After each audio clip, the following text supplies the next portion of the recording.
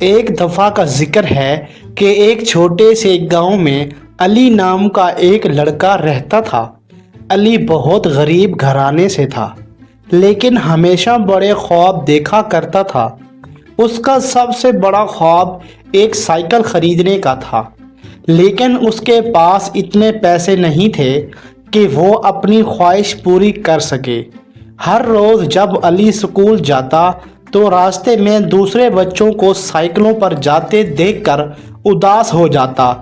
وہ سوچتا کاش اس کے پاس بھی ایک سائیکل ہوتی تاکہ وہ اپنے دوستوں کے ساتھ دور دور تک جا سکتا۔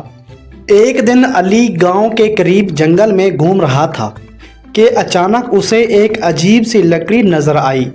وہ لکڑی بالکل سیدھی اور چمکدار تھی، جیسے اس میں کوئی طاقت ہو۔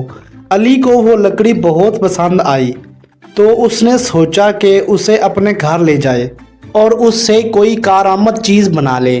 جیسے ہی علی نے لکڑی کو اٹھایا اور ایک دعا کی، اچانک لکڑی بول پڑی، میں ایک جادوئی لکڑی ہوں۔ لکڑی نے کہا، اور اگر تمہاری نیت صاف ہوگی تو میں تمہاری ہر خواہش پوری کر سکتی ہوں۔ علی حیرت سے بولا، کیا تم واقعی میری مدد کر سکتی ہو؟ میں ایک سائیکل چاہتا ہوں تاکہ اسکول اور دوسرے کاموں کے لیے آسانی سے جا سکوں۔ جادوئی لکڑی مسکرائی اور بولی، میں تمہاری یہ خواہش ضرور پوری کروں گی، لیکن اس سائیکل کا ایک راز ہوگا۔ اس سائیکل کو صرف اچھے کاموں کے لیے استعمال کرنا۔ اگر تم اسے دوسروں کو نقصان پہنچانے کے لیے استعمال کرو گے تو یہ سائیکل اپنا جادو کھو دے گی۔ علی نے وعدہ کیا کہ وہ ہمیشہ اس سائیکل کو اچھے کاموں کے لیے ہی استعمال کرے گا۔ اس نے لکڑی کو زمین پر رکھا اور دیکھا کہ اس کے ارد گرد ایک روشن دائرہ گھومنے لگا۔ چند لمحوں میں اس کے سامنے ایک سائیکل چمکتی ہوئی کھڑی تھی۔ یہ سائیکل عام سائیکلوں سے بالکل مختلف تھی۔ اس کا رنگ دھوپ میں چمکتا تھا اور جب علی اس پر بیٹھا تو سائیکل خود بخود چلنے لگی۔ علی اب اپنی نئی سائیکل پر روز گاؤں کے لوگوں کے کاموں میں مدد کرتا۔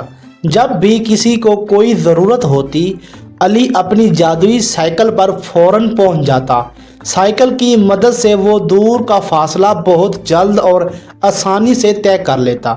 رفتہ رفتہ گاؤں کے سب لوگ علی اور اس کی جادوئی سائیکل کی تعریف کرنے لگے، لیکن ایک دن جمشید نام کا لڑکا جو ہمیشہ علی سے جلتا تھا، اس نے سوچا کہ وہ یہ سائیکل چوری کر لے گا اور اپنے لیے استعمال کرے گا۔ جمشید نے رات کی تاریکی میں علی کے گھر سے سائیکل چوری کی اور اس پر سوار ہو گیا، لیکن جیسے ہی اس نے سائیکل کا غلط استعمال کرنا شروع کیا، سائیکل کا جادو ختم ہو گیا اور وہ لکڑی کے ٹکڑوں میں بٹ گئی۔ جمشید بہت گھبرا گیا، لیکن جب علی کو اس بات کا پتہ چلا تو اس نے غصہ کرنے کی بجائے جمشید کو معاف کر دیا۔ علی نے دوبارہ اپنی جادوئی لکڑی کو بلایا اور دعا کی کہ سائیکل دوبارہ مل جائے۔ لکڑی نے علی کی ایمانداری اور نیک نیتی دیکھ کر اسے پھر سے ایک نئی سائیکل دی۔ اس بار علی نے پہلے سے زیادہ ذمہ داری کے ساتھ اپنی سائیکل کا خیال رکھا اور وہ گاؤں کے لوگوں کی اور بھی زیادہ مدد کرنے لگا۔ سائیکل اس کی زندگی کا حصہ بن گئی، لیکن علی نے کبھی اپنے خواب کو اپنے اوپر حاوی نہیں ہونے دیا۔ اس نے یہ سیکھا کہ اصل جادو نیک نیتی میں ہوتا ہے، اور اگر انسان اپنے ارادے کو صاف رکھے تو زندگی میں ہر چیز ممکن ہے۔ اور یوں علی اور اس کی جادوئی لکڑی کی سائیکل کی کہانی گاؤں میں ہمیشہ کے لیے یادگار بن گئی۔ پیارے بچوں، یہ تھی آج کی کہانی۔ امید کرتا ہوں یہ کہانی سن کر آپ لوگوں کو بہت مزہ آیا ہوگا۔ اگر آپ لوگوں کو یہ کہانی اچھی لگی ہے تو اس کہانی کو لائک کریں، شیئر کریں، اور ایسی اور مزیدار نئی کہانیاں دیکھنے کے لیے اس چینل کو سبسکرائب کریں۔